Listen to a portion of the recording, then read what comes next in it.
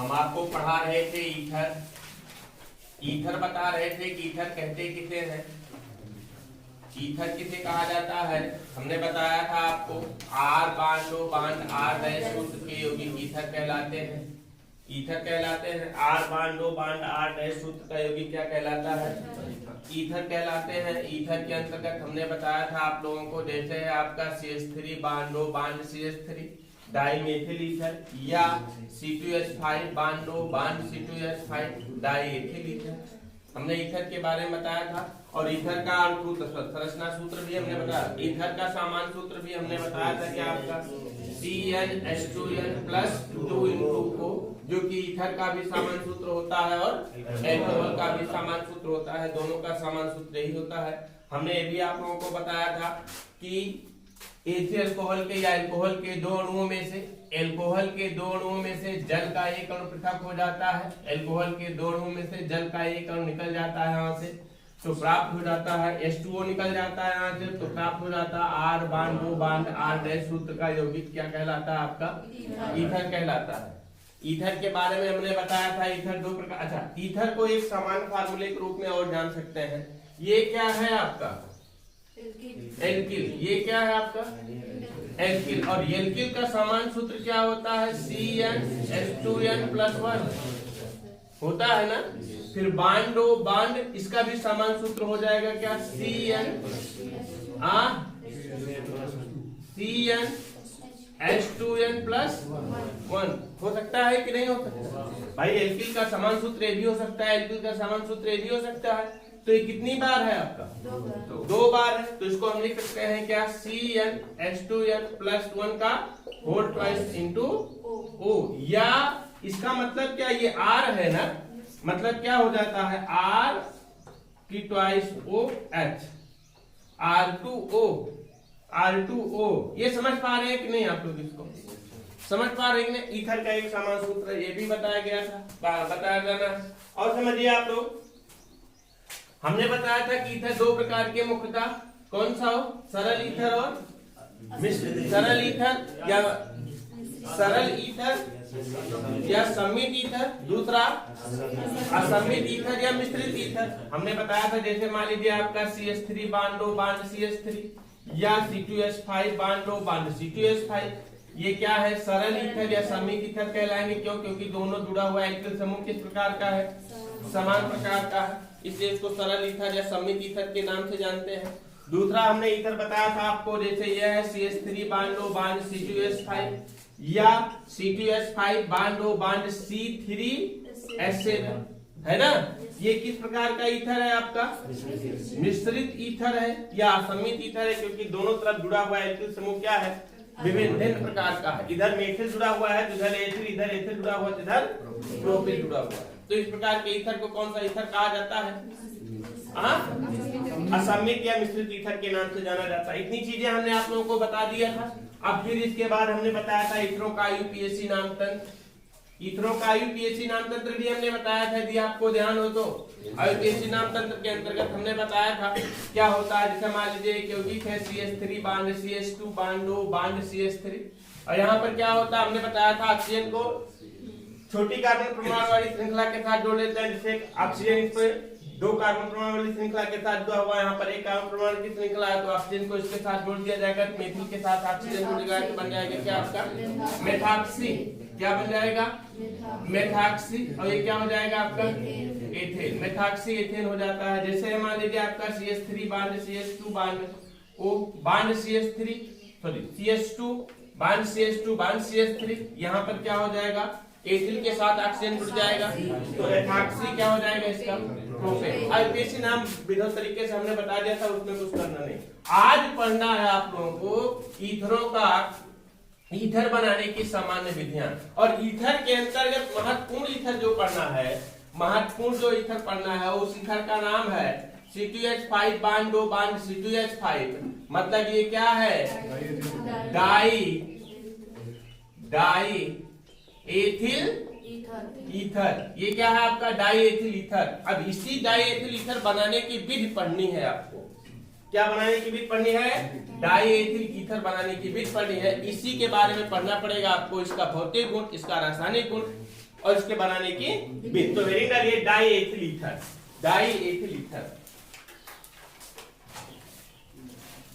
Die ethyl ether,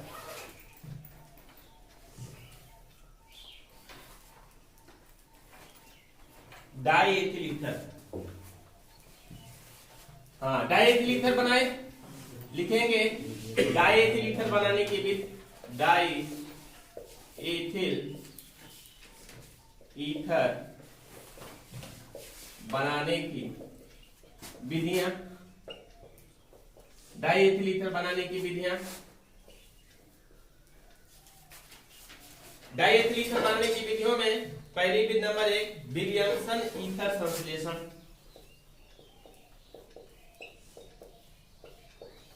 Williamson ether संश्लेषण।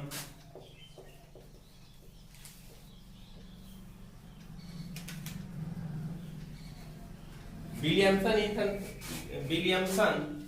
Ether संश्लेषण। Williamson ether संश्लेषण में कैसे प्राप्त करते हैं, पहली विधि बता रहे हैं डाई एथिल ईथर बनाने की विधियों में। विलियमसन ईथर संश्लेषण में किस प्रकार से डाई एथिल ईथर का निर्माण किया जाता है। सोडियम मेथॉक्साइड, सोडियम मेथॉक्साइड का फार्मूला क्या हो जाएगा आपका, C2H5 बांड Na, इसे क्या कहते हैं हम, सोडियम एथॉक्साइड। ये क्या है आपका सोडियम एथॉक्साइड। सोडियम एथॉक्साइड को हीट कर देते हैं किसके साथ में, सोडियम आयोडाइड के किसके साथ में, एथिल आयोडाइड के साथ में, एथिल आयोडाइड C2H5। ये क्या है आपका एथिल आयोडाइड, एथिल आयोडाइड के साथ में हीट कर देते हैं तो यहां से क्या निकल जाएगा आपका NaI, सोडियम आयोडाइड की प्राप्ति हो जाएगी और बन जाएगा C2H5 बांड C2H5 बन जाएगा C2H5 बांड C2H5 और प्लस क्या बनेगा आपका NaI। यही क्या है आपका die ethyl ether, die ethyl ether की प्राप्ति होती है। समझ गए ना। तो लिखिए सोडियम एथॉक्साइड को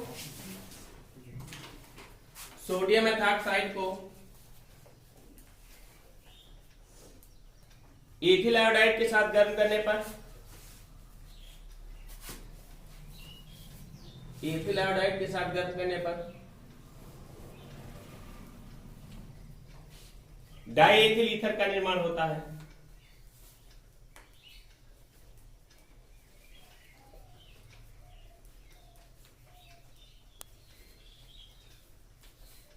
डाई एथिल ईथर बनाने की यह विधि विलियमसन संश्लेषण कहलाती है।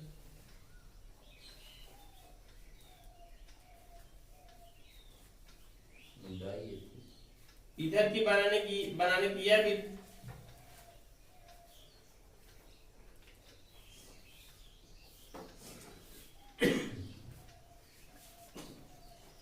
विलियमसन संश्लेषण विधि कहलाती है।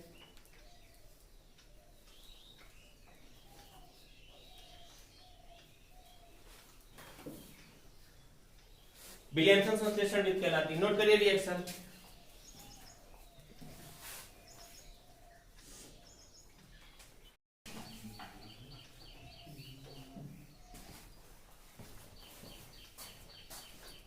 देखिए एथिल अल्कोहल का निर्जलीकरण। देखिए दूसरी विधि किसके द्वारा, एल्यूमिना या किसके द्वारा, एल्यूमिनियम फास्फेट द्वारा। एल्यूमिना या किसके द्वारा, एल्यूमिनियम फास्फेट द्वारा।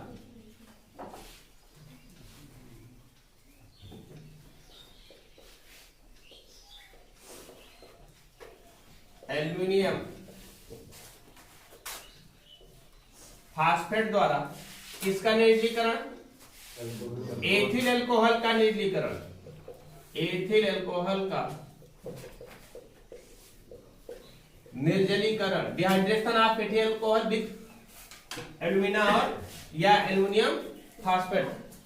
मतलब कि एथिल अल्कोहल का डिहाइड्रेशन कराते हैं, निर्जलीकरण कराते हैं किसकी उपस्थिति में, एल्यूमिना की उपस्थिति में या एल्यूमिनियम फास्फेट की उपस्थिति में।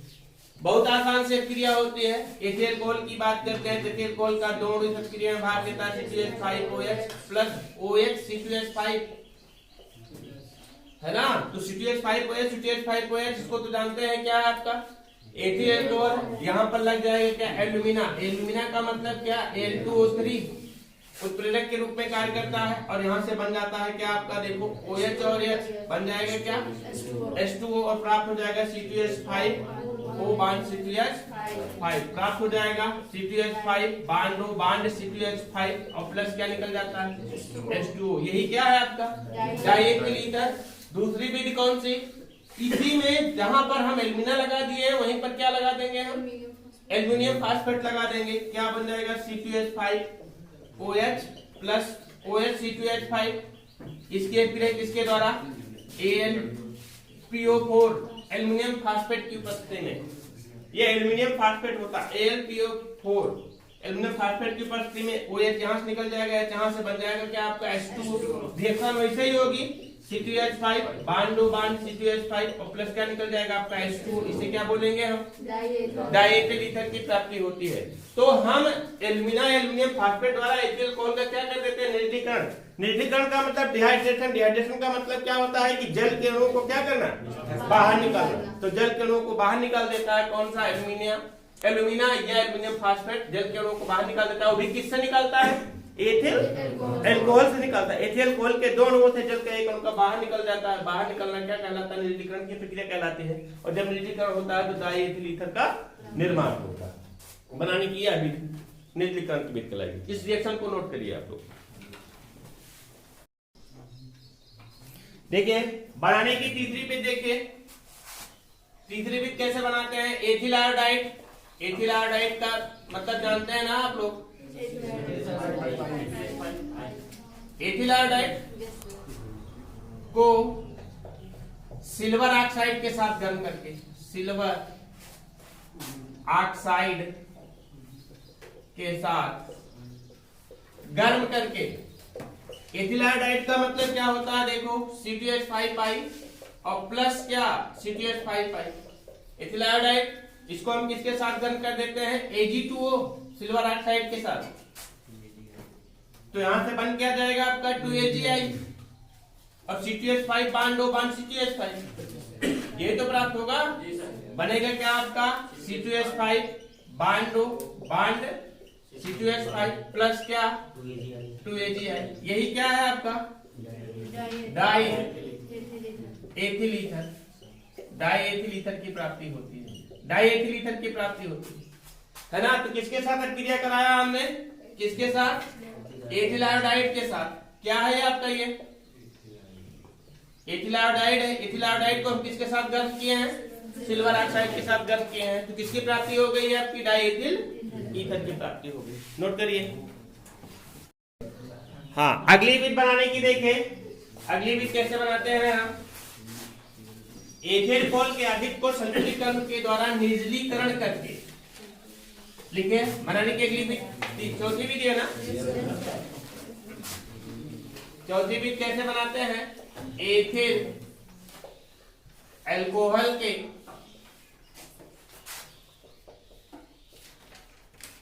अधिक को H2SO4 द्वारा निर्जलीकरण करके।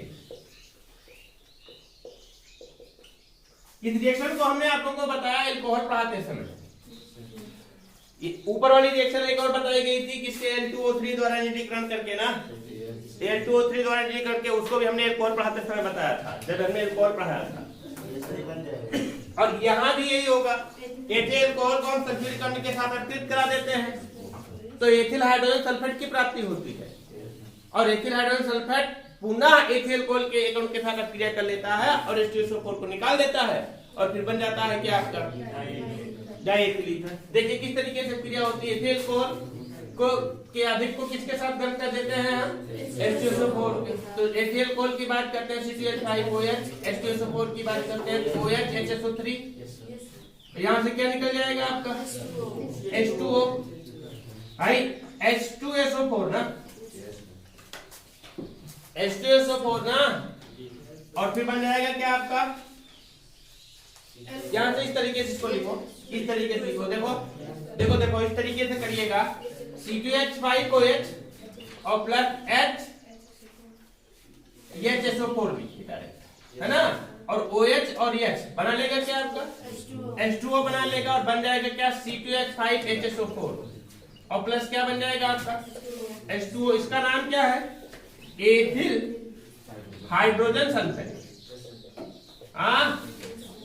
एथिल हाइड्रोजन सल्फेट की प्राप्ति होती है। अब इस एथिल हाइड्रोजन सल्फेट को किसके साथ एथिल अल्कोहल के अधिक के साथ अतिरिक्त करा देते हैं। कैसे देखिए C2H5HSO4 ये क्रिया हम किसके साथ OH C2H5।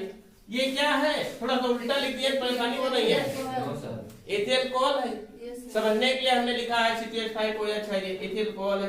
तो यहाँ से निकल क्या जाएगा आपका H2SO4 लगा हुआ सल्फ्यूरिक अम्ल निकल जाता है, जो यहाँ पर लगा था वही सल्फ्यूरिक अम्ल बाहर निकल जाता है और प्राप्त हो जाता है क्या आपका C2H5 बांड C2H5 और प्लस क्या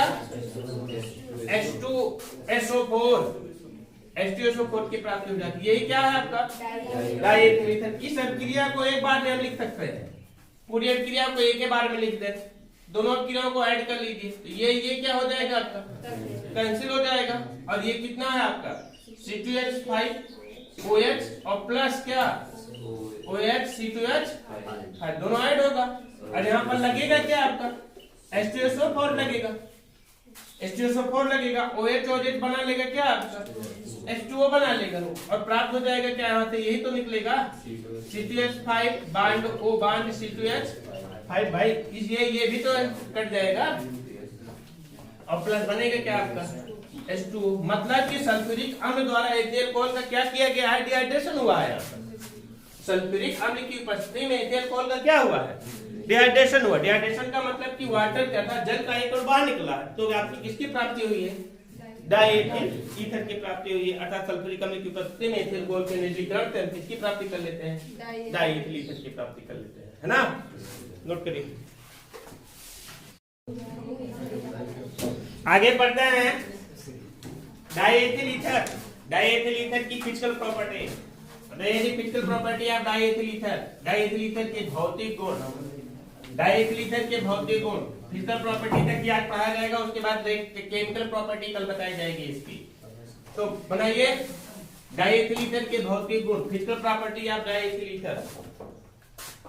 डायएथिल ईथर के भौतिक गुण, डायएथिल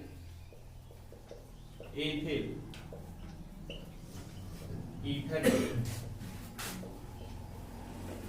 भौतिक गुण, physical property of diethyl ether. Diethyl ether के भौतिक गुण, इसका भौतिक गुण क्या क्या है। सबसे पहला एक रंगहीन अतिवाष्पशील द्रव है। कैसा है रंगहीन, रंगहीन मतलब समझते हो ना। अतिवाष्पशील, अतिवाष्पशील का मतलब क्या वायु में खुला छोड़ देंगे तो अपने आप क्या हो जाएगा ये वाष्पित हो जाएगा। अतिवाष्पशील द्रव है तो द्रव अवस्था में, लेकिन वायु में जैसे खुला छोड़ते हैं अपने आप से क्या हो जाता है ये वाष्पित हो जाता है। और इसका क्वथनांक, क्वथनांक का मतलब क्या बॉइलिंग पॉइंट, क्या बॉइलिंग पॉइंट 34.5 अंश सेंटीग्रेड होता है। मतलब कि 34.5 अंश सेंटीग्रेड ताप पर ही 34.5 अंश सेंटीग्रेड टेम्परेचर पर ही ये स्वतः ही क्या हो जाता है वाष्प में परिवर्तित हो जाता है, अपने आप वाष्प में परिवर्तित हो जाता है। अगला देखिए, इसकी सुगंध मधुर होती है। गंध इसकी क्या होती है मधुर होती है। मधुर का मतलब सूंघने पर अच्छी लगे, मधुर होती है लेकिन खतरनाक भी है। खतरनाक का मतलब क्या जितने अच्छी लगती है उतने निश्चेतना उत्पन्न करती है, निश्चेतना उत्पन्न करती है। निश्चेतना उत्पन्न करने का मतलब क्या है, ये किसी व्यक्ति को इसे सुंघा दोगे तो निश्चेत हो जाएगा। निश्चेत का मतलब बेहोशी जैसी स्थिति आ जाएगी, मूर्छा जैसी स्थिति उसके पास आ जाएगी। और आपको पता होना चाहिए कि जब मूर्छा अर्थात बेहोशी जैसी स्थिति जहां आती है तो उसका उपयोग करते हैं कहां पर हम शल्य चिकित्सा में निश्चेतक के रूप में। इसीलिए इस गुण के कारण इसका उपयोग कहां करते हैं शल्य चिकित्सा में निश्चेतक के रूप में। शल्य चिकित्सा मतलब समझते हैं शल्य चिकित्सा मतलब समझते हैं शल्य चिकित्सा में किसके रूप में निश्चेतक के रूप में इसका उपयोग करते हैं, निश्चेतक के रूप में उपयोग करते हैं। और अगला समझिए ये किसी भी पृष्ठ पर गिर, जैसे हमारी त्वचा पर गिर जाएगा तो ठंडे का अनुभव कराएगा, ठंडे का अनुभव कराएगा। भाई इसका रीजन क्या है कि डाईएथिल ईथर जब त्वचा पर गिरता है तो ठंडे का अनुभव क्यों कराता है? डाईएथिल ईथर की बात छोड़िए, ये तो हम पढ़ा रहे हैं, यहाँ बता रहे हैं। आप लोग अपने दैनिक जीवन में देखा होगा, पेट्रोल हाथ पर गिर जाता है तो भी ठंडे का अनुभव होता है। देखिए बेटा, रियलिटी तो ये है, ये रियलिटी है कि कोई भी द्रव यदि वाष्पशील होगा, वाष्पशील का मतलब क्या? अपने आप द्रव अवस्था से वाष्प अवस्था परिवर्तित होगा तो वही ठंडे का अनुभव कराएगा, वही ठंडे का अनुभव कराएगा, चाहे वो डाईएथिल ईथर हो, चाहे पेट्रोल हो, कोई भी पदार्थ हो। अगर वो वाष्पित होने वाला होगा तो त्वचा पर गिरेगा, त्वचा पर गिरने पर ठंडे का अनुभव कराता है। उसका रीजन क्या होता है? उसका रीजन ये होता है कि वाष्प में परिवर्तित होने के लिए उसको क्या चाहिए? टेम्परेचर चाहिए, हीट चाहिए ना उसको। किसी भी पदार्थ को वाष्प में परिवर्तित होने के लिए क्या चाहिए? उसको टेम्परेचर चाहिए, हीट चाहिए ना। और टेम्परेचर चाहिए तो क्या करता है वो? टेम्परेचर को क्या कर लेता है? एब्जॉर्ब कर लेता है और खुद किसमें चेंज हो जाता है? गैसेस सिस्टम में। अब टेम्परेचर को वहां से एब्जॉर्ब कर लिया, इसका मतलब क्या? हीट को यहां से ले लिया। जब हीट को यहां से ले लिया मतलब इसका मतलब क्या? यहाँ का टेम्परेचर थोड़ी देर के लिए क्या हो गया? डाउन हो गया। यही तो कारण होता है एसी में। एसी तो ऐसे तो चलती है, जो पदार्थ उसमें भरा जाता है वो क्या करता है? बहुत तेजी से वाष्पित होने के लिए बहुत तेजी से उसको क्या चाहिए? उष्मा चाहिए, बहुत अधिक मात्रा में उष्मा चाहिए, और स्वतः वाष्पित भी हो और बहुत अधिक मात्रा में उष्मा भी ले। और उष्मा लेता कहां से? आपके रूम से ले लेता है। इसलिए यहाँ का रूम का टेम्परेचर क्या हो जाता है? डाउन हो जाता है। समझ पा रहे ना? तो कोई भी पदार्थ होगा, चाहे जो पदार्थ होगा, अगर स्वतः वाष्पित होने वाला पदार्थ है वो, तो किसी भी स्किन पर कहीं भी त्वचा पर गिरेगा तो ठंडे का अनुभव कराएगा, वाष्पित होने के लिए ठंडे का अनुभव। तो सल चिकित्सा में इसका निश्चेतक के रूप में उपयोग करते हैं ये। और समझिए महत्वपूर्ण गुण, ये अत्यधिक ज्वलनशील है, अत्यधिक ज्वलनशील है, अत्यधिक ज्वलनशील है, ज्वलनशील है। और समझ, ज्वलनशील है। और बताएं, वायु के साथ विस्फोटक मिश्रण बनाता है। वायु के साथ जलाएंगे तो बूम इस तरीके से बहुत तेजी से जलेगा, है ना?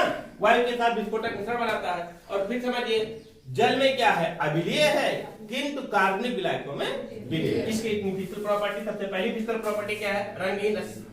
रंगहीन अतिवाष्पशील द्रव, रंगहीन अतिवाष्पशील द्रव। बीपी मतलब बॉइलिंग पॉइंट, मतलब कि गैसीय अवस्था में परिवर्तित होने की प्रक्रिया 34.5 सेंटीग्रेड टेम्परेचर पर। इसकी गंध मधुर होती है और निश्चेतना उत्पन्न करती है। यदि कोई व्यक्ति इसको सूंघ लेगा तो निश्चेतना उत्पन्न होगी। इस गुण के कारण इसका उपयोग चिकित्सा में निश्चेतक के रूप में किया जाता है। अगला, ये अत्यधिक ज्वलनशील है। ज्वलनशील का मतलब क्या?